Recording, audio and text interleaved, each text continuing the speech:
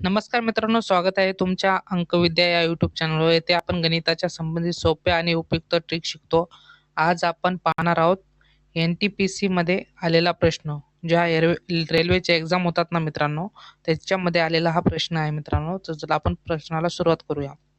प्रश्न असा आहे मित्रांनो, रवीचे वेतन मोहनच्या वेतनपेक्षा 20% अधिक आहे. जर मोहनचे वेतन 1600 रुपये असेल तर रवीचे वेतन किती असेल? मित्रांनो, अशा प्रश्नाला कसं सोडवायचं तर पहा. प्रश्नामध्ये काय दिलेलं आहे मित्रांनो, रवीचे वेतन मोहनच्या वेतनपेक्षा 20% अधिक आहे. म्हणजे यम म्हणजे मोहन मानू, तर याचं 100% असल तर रवीचं किती आहे मित्रांनो? रवीसाठी आर म्हणू आपण.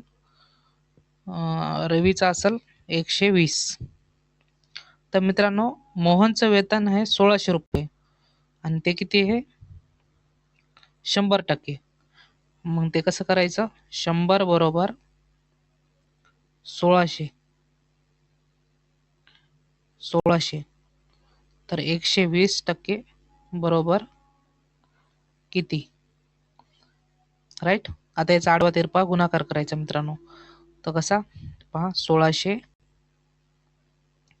गुणिले 120 भागिले 100. हे 2 शून्य गेले, हे 2 शून्य गेले. आता काय करायचं? 120 गुणिले 16 यांचा गुणाकार करायचा.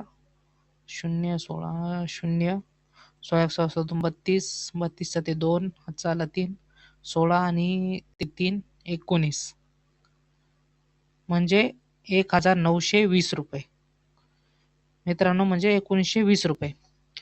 आणि याचं उत्तर आहे मित्रांनो 1920 रुपये म्हणल्यानं बी.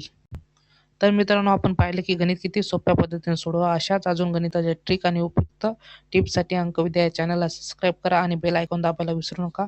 तुमच्या काय प्रतिक्रिया, काही शंका असतील तर कमेंटमध्ये नक्की कळवा. धन्यवाद. भेटूया पुढच्या व्हिडिओमध्ये.